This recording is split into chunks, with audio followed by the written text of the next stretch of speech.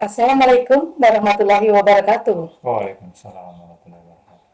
Semangat pagi, salam sehat, sahabat sehat dimanapun Anda berada. Bagaimana kabar Anda hari ini? Alhamdulillah baik. Berjumpa kembali bersama kami di podcast Paling Oke Dialog Kesehatannya. Di studio ini, promosi kesehatan Dinas Kesehatan Kabupaten Barito Kuala. Senang sekali saya Sri Mulyani diberikan kesempatan bisa menyampaikan dan menyapa kalian semua.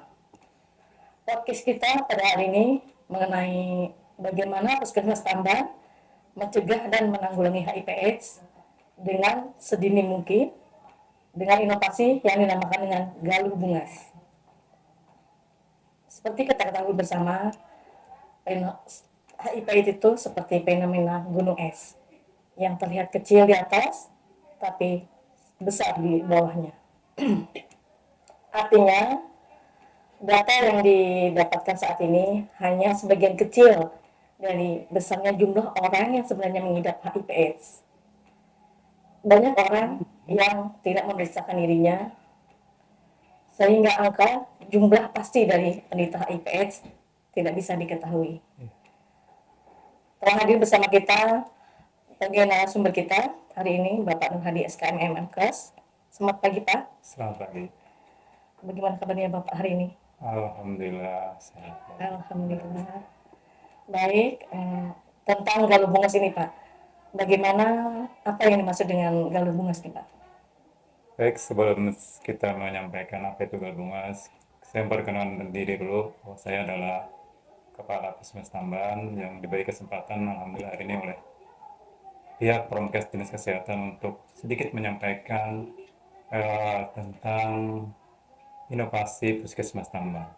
Apa itu Galbungas? Galbungas kepanjangan dari Gerakan Penyuluhan HIV/AIDS bersama ulama, nakes, guru, dan aparat setempat. Terus apa tujuan yang melatar belakangi gerakan inovasi Galuh Bungas ini Pak?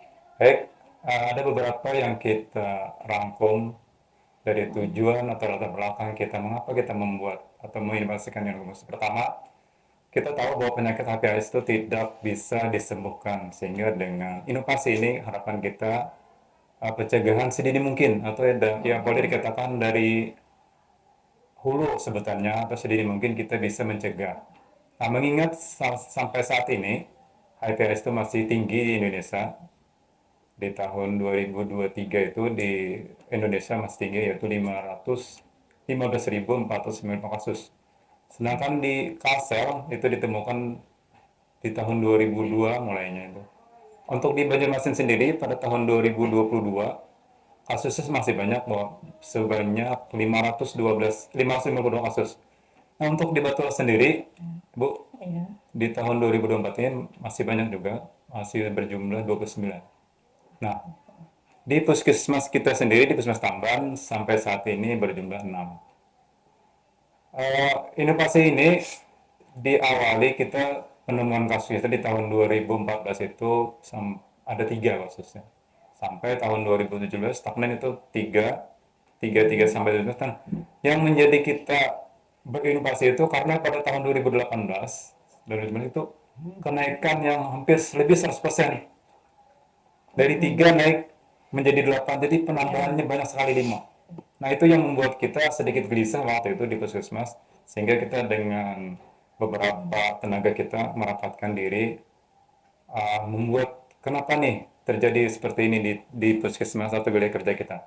Nah, dari itulah kita berkoordinasi dengan lintas sektor setempat, yaitu kita berinovasi dengan sebutan tadi Galbungas tadi, menggerakkan sektor-sektor yang ada di wilayah Puskesmas Tamban. Kemudian yang kedua, tujuan kita memberikan pengetahuan pada siswa-siswi di sekolah karena mereka saat ini kan anak-anak itu pergaulannya lebih bisa dikatakan bebas karena mereka mencari pengetahuan hal yang tidak bisa kita pantau melalui HP. Itu salah satunya.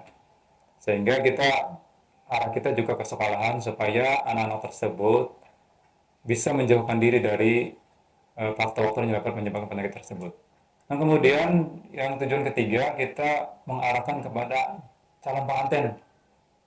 Calon pengantin kita berikan edukasi, baik karena pencegahan baik diri sendiri maupun pasangannya. Itu mungkin tiga yang melatar belakangi mengapa kita membuat inovasi Galubungas tersebut. Menarik Pak ya. Ya. Terus siapa saja Pak yang terlibat di dalam Galubungas ini? Ada beberapa yang terlibat. Pertama, tenaga kita sendiri, nakes Ya. puskesmas. Kemudian yang terpenting ini ulama. Dalam hal ulama kita di KUA biasanya petugas kita dengan pihak KUA, begitu ada masyarakat atau calon pengantin, kita sendiri meminta supaya kita memberikan edukasi kepada pengantin yang mau melaksanakan pernikahan. Jadi kita diundang ke kantor KUA atau sebaliknya kadang-kadang kita mengumpulkan ke puskesmas untuk kita berikan edukasi. Kemudian guru-guru. Nah, di situ kita ada program kita PKPR, kita masukkan di situ kesehatan reproduksi, Bu. Biasanya petugas kita, sasaran kita SMP dan SMA itu kita berikan penyuluhan tentang reproduksi yang ada kaitannya dengan pencegahan HIV/AIDS. Nah, kemudian juga kita melibatkan lintas sektor. Karena kalau tidak ada dukungan dari lintas sektor pemerintah daerah seperti pemerintah kecamatan, misalnya kecamatan, Pak Camat, kemudian TNI, kepolisian, dan pada desa, mereka juga kita ikutkan dalam hal berinovasi seperti ini. Gitu. Oh, iya. Berarti semua bergerak Pak ya? Iya, iya. Oh, iya. Terus apa Pak sasaran dari Galubungas ini siapa? Sasarannya ada 3, Bu. Pertama, populasi kunci, kemudian tadi sudah kita sebutkan anak sekolah, kemudian masyarakat umum. Untuk masyarakat umum, luas ini Bu, terutama ada informasi yang kita dapat juga bahwa ibu-ibu rumah tangga nih saat ini juga tinggi karena kasus tersebut Bu, kasus HIV itu. Padahal asumsi kita sebelumnya PSK lah yang tinggi, wanita ini kan. Totalnya sekarang ini banyak juga ibu-ibu rumah tangga yang terkena mungkin karena mungkin pada ganti pasangan salah satunya mungkin itu. Menarik sekali Pak ya. Terus apa sih Pak yang dinamakan dengan populasi kunci itu Pak? Populasi kunci adalah kelompok tertentu. Tadi sudah kita sebutkan juga kelompok tertentu yang risikonya tinggi untuk tertular dan juga menularkan. Contohnya, satu, laki-laki suka dengan laki-laki, kemudian pekerja seks perempuan, kemudian waria. Kebetulan di tempat wilayah kerja kita banyak yang itu waria. Nah, kemudian juga masyarakat umum. Itu yang masyarakat umum dalam arti mereka yang menggunakan narkoba. Ini Pak, jadi pertanyaan ini juga Pak, kenapa sih masyarakat umum juga anak sekolah dan remaja itu jadi populasi kunci juga Pak di HIV di Galubungas ini Pak? Tadi kita sebutkan sedikit gambarannya bahwa anak-anak sekolah lah, anak-anak yang saat ini labil pemikirannya. Mereka saat ini mencerna atau umur seperti itu mencari identifikasi diri. Nah, saat-saat seperti itu kalau kita tidak pas memasukkan sesuatu, mereka langsung tangkap. Nah, salah satunya kalau misalnya pergaulan yang tidak pas, dia tidak mencerna, dia mengambil saat itu, enaknya saat itu, tidak memikirkan yang akan datang. Nah, itulah salah satunya makanya anak sekolah menjadi sasaran kita. Kemudian juga tadi masyarakat umum, terutama ini orang-orang yang sudah berkeluarga, kadang-kadang masyarakat umum di zaman ini mereka bergonta-ganti pasangan. Nah, itu yang menyebabkan penyebaran juga tinggi. Gitu. Jadi tiga kunci arah sasaran kita yang itu. Terus ini Pak ya, kalau untuk kasus HIV/AIDS itu sendiri, apakah ada Pak pengaruhnya Galubungas ini terhadap jumlah kasus yang selama ini, tadi kata Bapak, jumlahnya berapa tadi Pak? 6. Kalau dari pertama tadi kan Ya, 3, kemudian tiga. melonjak naiknya menjadi Terus 8. dengan adanya galur bunga ini bagaimana Pak? Apakah ada dampaknya? Ya, alhamdulillah dengan adanya inovasi kita ini, mungkin kita menjelaskan ulang sedikit bahwa Ya, di tahun 2014 sampai 17 tadi kita kasusnya cuma 3, Bu. ya, Nah, begitu tahun 2018, 19 melonjak naik menjadi 8. Artinya kenaikan kan 5 tuh. ya, Nah, cuma ada beberapa kasus kemarin begitu tahun 2019 tuh ada 2 kasus meninggal. Berarti kan tinggal 8, 6 oh ya. ya. Nah, ada satu yang pindah. Jadi ada 5. Nah, begitu adanya inovasi ini dari tahun 2019 sampai tahun 2024 Ya. cuma penambahan satu. Oh, Artinya kan memang berpengaruh gitu. ya, Pak. Cuma satu aja. Jadi sekian tahun cuma satu. Alhamdulillah mudah-mudahan jangan ini jangan meninggal Iya, lagi. Gitu. Alhamdulillah ternyata memang ada pengaruhnya Pak ya Iya, di ada sini. pengaruhnya. Terus semuanya pasti Pak ya, ada hambatan. Hambatannya apa Pak di dalam inovasi galur bunga ini Pak? Kalau hambatan secara struktur di dalam pekerjaan tentunya sudah kita ketahui bahwa prasarana penting, Bu. Prasarana. Prasarananya karena di dalam itu kita tidak bisa menentukan sesuai itu atau orang itu kena atau tidak kalau prasarananya dalam arti ini alat-alat kesehatannya untuk pemeriksaannya tidak lengkap. Hanya ketika kita hanya untuk wawancara aja kayaknya mungkin bukan valid kata-katanya apa hasilnya. Jadi dengan alat-alat kesehatan. Nah, alat kesehatan itu yang saat ini kurang mendukung. Itu hambatan. Kemudian selain itu sarananya juga. Sarana dalam arti kita tempat untuk penyuluhan di desa banyak tempat-tempat yang kurang mendukung. Selain transportasi untuk mereka yang dari desa menuju tempat kita acara tadi itu. Iya, Karena mungkin di daerah kita sudah tahu kan bahwa iya, tempat air ya. iya, Selain itu jalan-jalan masih kurang bagus. Jadi masyarakat terkendala itu untuk mendapatkan informasi tersebut. Gitu. Kemudian juga selain itu di pihak anggaran juga Bu. Kemarin kita kan terkendala begitu adanya COVID, anggaran untuk HIV/AIDS dialihkan ke sana, sehingga eh, jeda waktu sekian itu kita katakanlah program tersebut jadi tertahan sebentar gitu. Pak boleh Pak Ijaz. Iya, jadi Padahal kan iya, tapi ada untungnya juga dengan inovasi tadi tidak ada lagi kasus. iya, Nah, yang bahayanya itu begitu anggaran di stop pas harus meninggal itu bahaya. Tapi saat itu memang nggak ada. iya. Nambah cuma satu. Terus Bapak sebagai kepala puskesmas bagaimana Pak ya solusinya untuk galur bunga ini Pak? Melihat dari hambatan-hambatannya tadi. Kalau secara mengambil karena kita bertanggung jawab untuk hal ini, pertama tentunya kita ada atasan kita di dinas kesehatan, tentunya kita mengusulkan, Bu. Tetap kita mengusulkan atau dianggarkan untuk rencana usulan kegiatan itu baik usulan prasarana maupun usulan atau yang lebih baik lagi kita mengusulkan anggaran supaya ada dialokasikan khusus untuk kegiatan ini HIV tersebut. Ya, itu.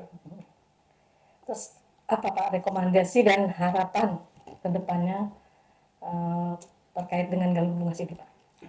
Kalau harapan kita sama seperti kegiatan lain, harapan kita adanya dukungan dari pemerintah kecamatan dan dukungan dari kabupaten satu. Kemudian yang terpenting juga dukungan dari lintas sektor, Bu. Yang sudah kita sebut tadi, ada dari guru berperan, ulama, sana aparat desa, kemudian TNI dan kepolisian. Jadi semua itu bekerja sama. Selain tadi dukungan yang pengambil kebijakan di kecamatan yaitu Pak Camat. Kalau di dinas kan dari kepala dinas untuk mendukung program ini. Menarik sekali Pak ya tentang galur bunga ini. Iya, Bu. Terus adakah tips dari Bapak untuk masyarakat luas bagaimana untuk mencegah agar tidak tertular dengan HIV/AIDS Pak? Terima kasih, Bu. Jadi pada masyarakat, pertama tipsnya untuk anak sekolah dulu pertama. Anak sekolah jauhkanlah pergaulan yang tidak sesuai dengan pertama umur Anda, kemudian tidak sesuai dengan pendidikan yang Anda dapatkan, kemudian tidak sesuai dengan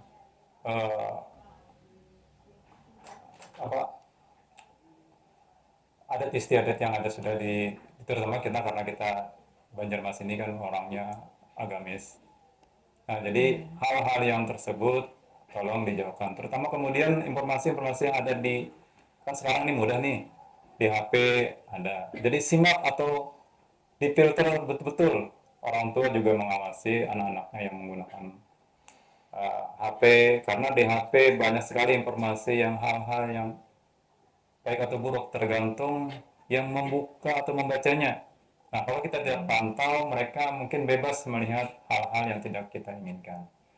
Kemudian anak-anak pergaulan juga jauhkan dari obat-obatan atau merokok.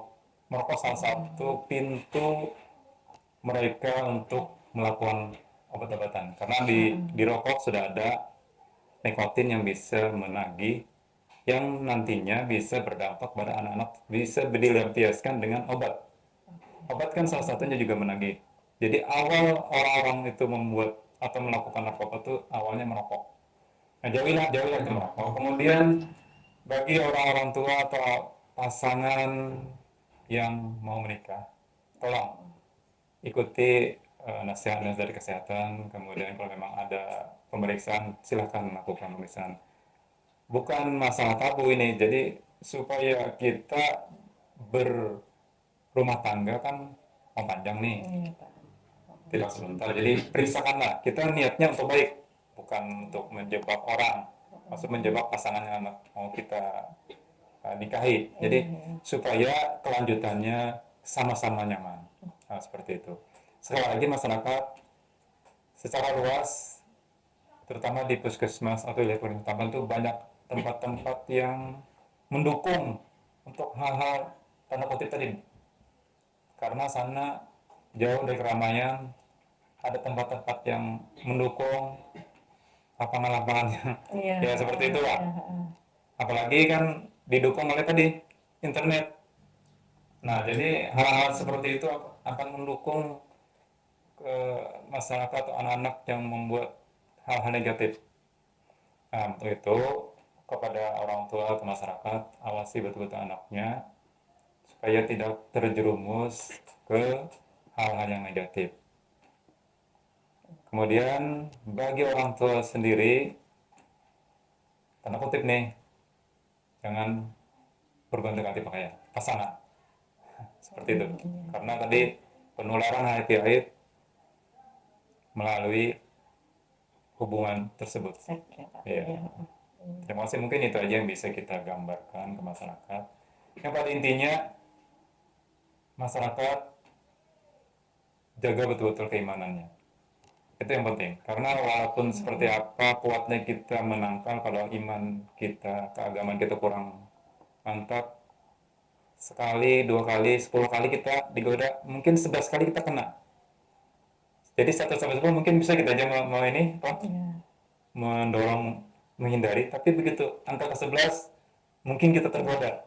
Seperti itu. Nah, mungkin itu aja yang bisa kita sampaikan, mudah-mudahan bermanfaat bagi masyarakat. Yang penting niat masyarakat nih, mau nggak mengikuti itu? Niatnya yang penting. Niat, Pak, ya. Niatnya. Mungkin itu ya, Bu. Nah, mungkin itu tadi penjelasan mengenai Galubungas, inovasi Galubungas yang sudah diterapkan di Puskesmas kami, Pak, ya. Jadi adapun kesimpulan kita pada hari ini, diharapkan dengan adanya Galubungas ini, angka kejadian penyakit, Pak, ya, dan penularan penyakit HIV di Puskesmas Tamban itu dapat dicegah, begitu, Pak, ya. Dapat dicegah dan dikendalikan. Iya, betul. Demikian podcast kita hari ini. Semoga bisa bermanfaat bagi kita semua sebagai informasi dan edukasi kepada sahabat sehat semuanya. Kami pamit undur diri, sampai bertemu lagi di podcast berikutnya. Wassalamualaikum warahmatullahi wabarakatuh. Waalaikumsalam warahmatullahi wabarakatuh.